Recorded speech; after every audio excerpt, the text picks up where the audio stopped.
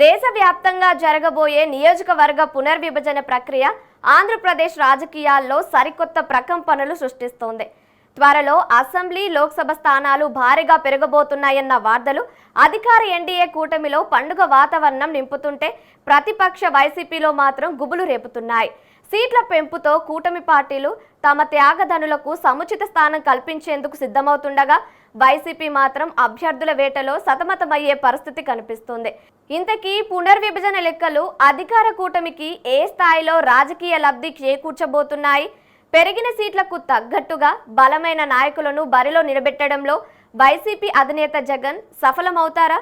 Let's watch the story.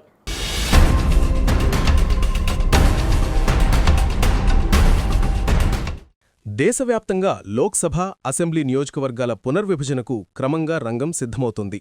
ఈ లెక్కల ప్రకారం చూసుకుంటే భవిష్యత్తులో ఆంధ్రప్రదేశ్ రాష్ట్రంలో శాసనసభ స్థానాల సంఖ్య భారీగా పెరగబోతోంది.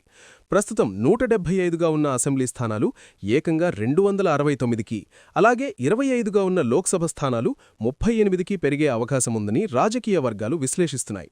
అంటే అదనంగా దాదాపు 94 అసెంబ్లీ సీట్లు కొత్తగా అందుబాటులోకి రాబోతున్నాయి.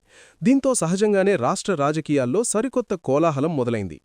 ఏళ్ల తరబడి జెండాలు మోస్తూ పదవుల కోసం ఎదురుచూస్తున్న ఎంతోమంది ద్వితీయ శ్రేణి నాయకులకు ఎమ్మెల్యేలుగా, ఎంపీలుగా పోటీ చేసే అద్భుతమైన అవకాశం లభించనుంది. ఆశావహుల కలలు నెరవేరడానికి ఈ పునర్విభజన ఒక సువర్ణావకాశంగా మారుతోంది. ఏపీలో అప్పుడే గ్రౌండ్ లెవెల్లో నాయకులు తమకంటూ ఒక నియోజకవర్గాన్ని సెట్ చేసుకునే పనిలో పడిపోయారు. పెరిగిన సీట్లు స్థానిక రాజకీయ ముఖచిత్రాన్ని పూర్తిగా మార్చేయబోతున్నాయి. ఏపీ రాజకీయాల్లో ఇదొక చారిత్రక ఘట్టంగా మారబోతోంది.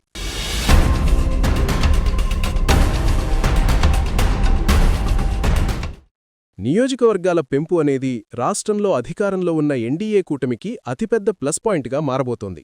తెలుగుదేశం, జనసేన, భారతీయ జనతా పార్టీలు 2024 సార్వత్రిక ఎన్నికల్లో పొత్తుధర్మాన్ని పాటించి ఎంతో జాగ్రత్తగా సీట్లు సర్దుబాటు చేసుకున్నాయి. ఆ క్రమంలో 3 పార్టీల్లోనూ ఎంతోమంది సీనియర్లు, బలమైన నేతలు సీట్లు త్యాగం చేయాల్సి వచ్చింది. పార్టీ గెలుపు కోసం తమ వ్యక్తిగత ఆశయాలను పక్కనపట్టిన ఆ త్యాగమూర్తులకు ఇప్పుడు పెరిగే సీట్లతో ఖచ్చితంగా న్యాయం జరిగే వీలుంది. అదనంగా వస్తున్న సీట్ల వల్ల కూటమిలో ఎలాంటి విభేదాలు రాకుండా అందరికీ అవకాశాలు దక్కుతాయి. తాజా అంచనాల ప్రకారం కొత్తగా సీట్లు పెరిగితే జనసేన పార్టీ సులభంగా 50 స్థానాల్లో, బీజేపీ 20 స్థానాల్లో, తెలుగుదేశం పార్టీ సుమారు 200 స్థానాల్లో పోటీ చేసేందుకు పూర్తి వెసులుబాటు కలుగుతుంది. గత ఎన్నికల్లో 175 స్థానాలకు గాను 164 సీట్లు సాధించి ప్రభంజనం సృష్టించిన కూటమికి భవిష్యత్తులో 269 సీట్లలో మ్యాజిక్ ఫిగర్ అయిన 135 సీట్లను సునాయాసంగా సాధించే బలం ఏర్పడుతుంది. ఈ పరిణామాలతో కూటమి పార్టీలు మరింత ఐకమత్యంగా, రెట్టించిన ఉత్సాహంతో ముందుకు సాగుతాయన్న చర్చ జరుగుతోంది.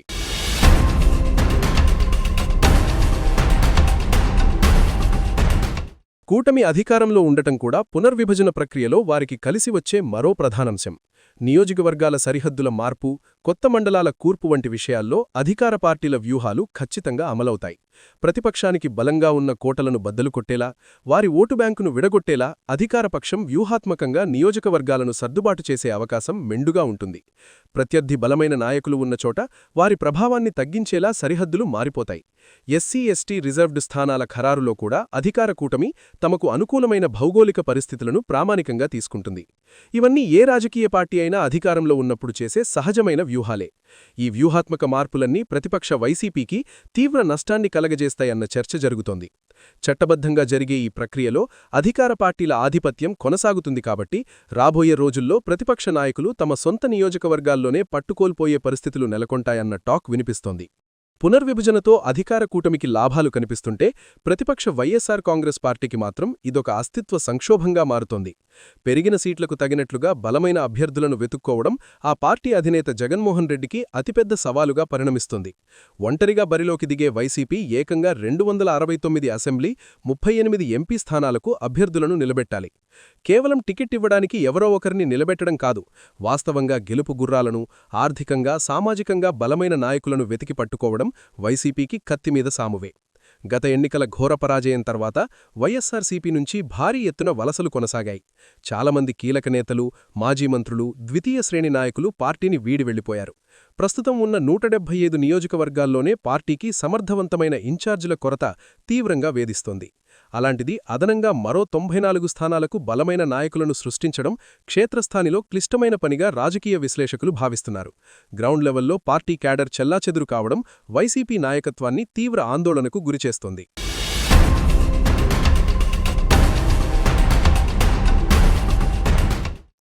వైసీపీకి అభ్యర్థుల కొరత ఒక సమస్య అయితే, మహిళా రిజర్వేషన్ బిల్లు అమలు మరో అతిపెద్ద గుదిబండగా మారబోతోంది.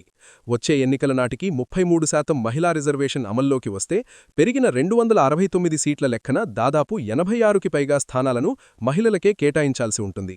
అధికార కూటమిలో 3 పార్టీలు ఉండటం, నాయకులకు కొదవలేకపోవడం వల్ల ఆశావహుల కుటుంబ సభ్యులకైనా ఆ సీట్లు సర్దుబాటు చేసే బలం వారికుంటుంది.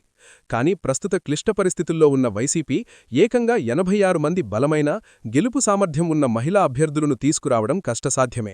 ఈ 2 అతిపెద్ద సవాళ్లను ఎదుర్కోవాలంటే వైసీపీ అధినాయకత్వం ఇప్పటినుంచే అత్యంత అప్రమత్తం కావాలి. క్షేత్రస్థాయిలో కొత్త నాయకత్వాన్ని ప్రోత్సహించాలి. సరైన ప్రణాళికలు లేకుండా పాత వ్యూహాలతోనే ముందుకెళ్తే మాత్రం పెరిగిన సీట్లలో ఎన్డీఏ కూటమి సునామీని ఎదుర్కోవడం వైసీపీకి సాధ్యం కాదు. ఏది ఏమైనా నియోజకవర్గాల పునర్విభజన ఏపీ రాజకీయ ముఖచిత్రాన్ని సమూలంగా మార్చేయబోతోందన్న చర్చ పొలిటికల్ సర్కిల్స్లో బలంగా వినిపిస్తోంది. మరి ఏం జరుగుతుందో వేచి చూడాలి.